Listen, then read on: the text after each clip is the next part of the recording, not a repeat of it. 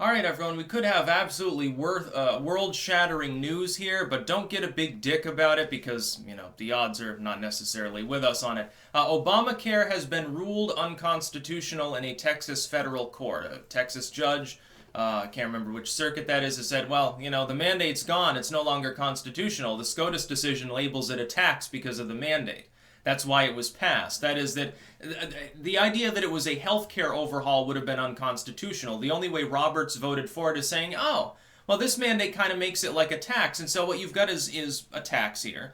It's levied against people if they're not conforming to this other 10,000 fucking pages of legalese and regulatory bullshit. It's just a new tax. A really, really complex, really expensive, really dumb one, and a regressive one that punishes the poor, but it's a new tax. Hail Obama. And of course, that's the reason at the time people didn't like it. Now, it's become more popular over time due to number one, normalization, number two, tinkering, and number three, the Republicans screwing the pooch 3 fucking times in trying to repeal it. Now it looks like it could have just been dealt a death blow because of this. And Roberts, now that Obama's no longer the president, it's possible Roberts might feel some pressure.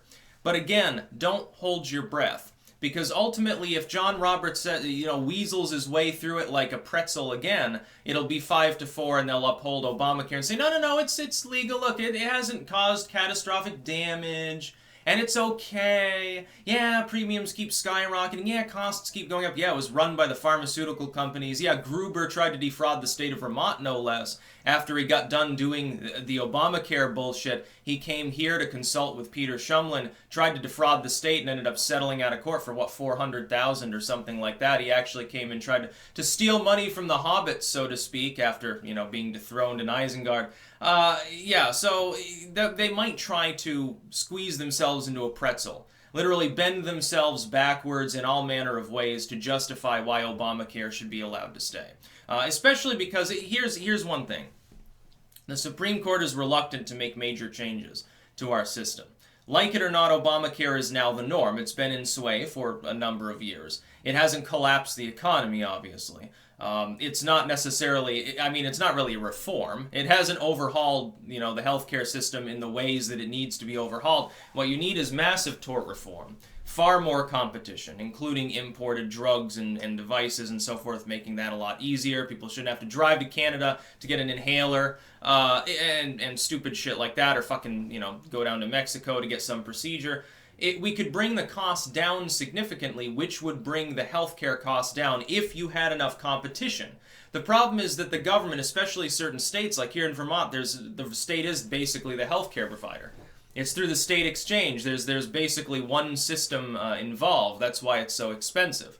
And so there's not a whole lot of choice. Let's say that I'm like, hey, I'm sort of getting started in life. I realize I want health insurance, but all I want is to know that if I get a catastrophic injury, I'm not going to owe $250,000. And I want like the most basic general care. Basically, hey doctor, take a look at me. If you detect something horribly wrong, like a cancerous lesion on my head I didn't see, then, we mean business. But I don't need all of this other fucking pills, medical devices and stuff. I can worry about that later. I'm like 25, 30 years old. I'm probably not going to have a stroke. I'm probably not going to suffer catastrophic injury anyway, but it's not, it's like $20 a month to add that or something.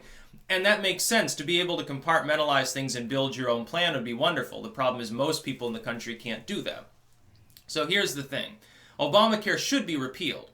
But because SCOTUS is generally reluctant to rock the boat too much, and because John Roberts remains Chief Justice, it is entirely, and there are 4 liberals on the court, it is very likely that they will try to seek another way to justify Obamacare being legal. They'll do it on a different basis, though. This decision is ironclad. They'll certainly accept the premise that the initial reason for Obamacare being ruled constitutional is indeed no longer in effect. The mandate is it. That was the tax portion. That's why John Roberts voted yay. That was literally in his decision as Chief Justice. He's like, look, it's a tax. It's not a healthcare system. It's not really a healthcare overhaul. It's a new tax. That's what the government is creating on people that don't have health insurance. Okay, all this other stuff magically becomes constitutional because there's a mandate involved. Trump has removed that. And then, of course, has the constitutional authority to do that. That's been repealed. It's possible. I would give a 70-30 chance. 70% odds, basically, that it's upheld anyway.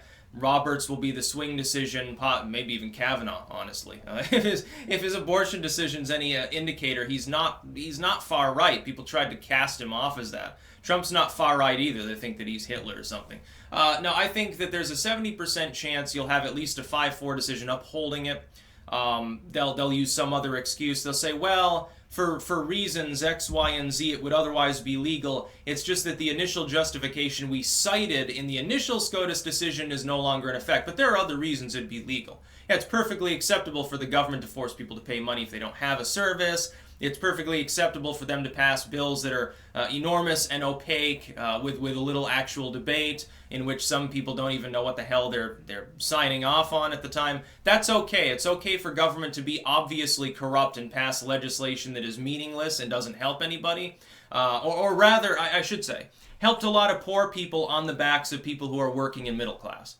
That's fundamentally what it was about. Before those so-called junk plans were available because people wanted them.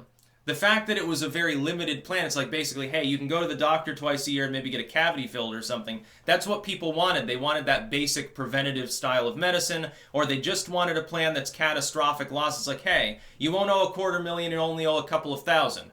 Yeah, you don't care about general care. You can upkeep yourself if you think so. That's fine. Maybe not the greatest idea, but you probably can. But if you have a massive fucking heart attack, they have to open your chest up and put a pig heart inside you. You're not going to owe more than your entire fucking family's worth. That's basically what the Obamacare banned junk plans. It practically bans interstate competition. You get all these state exchanges that don't even work across state borders. Vermont healthcare is just Vermont healthcare. It's ridiculous.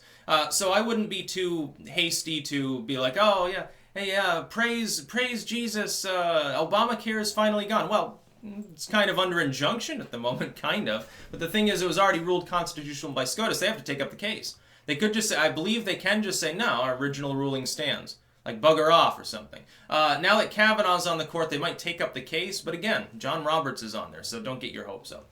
That's about all. Peace out.